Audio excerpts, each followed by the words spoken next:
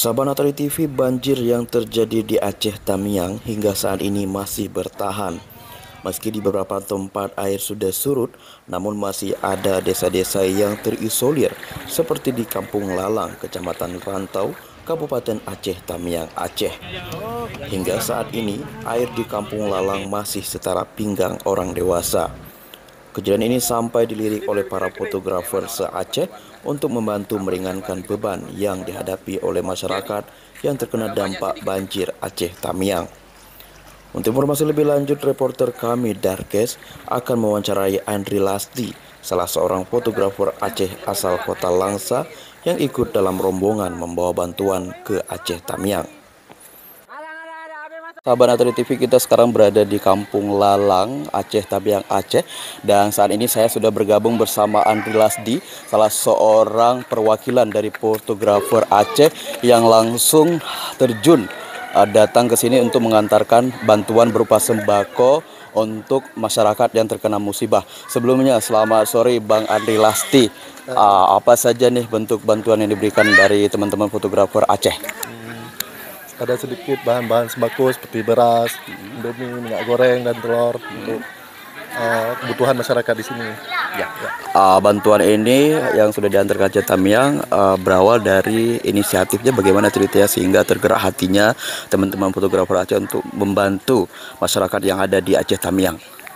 Ya, ini inisiatif dari beberapa orang kawan dan saya coba untuk menghubungi. Ternyata orang ini mau merespon, alhamdulillah. Walaupun nggak banyak, tapi kita sudah memberi kebutuhan di sini. Mudah-mudahan bermanfaat bagi masyarakat di sini.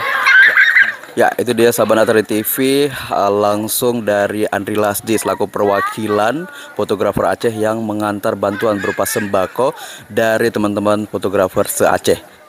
Menyambut kedatangan perwakilan fotografer Aceh, masyarakat di desa tersebut menghantarkan terima kasih kepada teman-teman fotografer yang sudah membantu masyarakat di sana.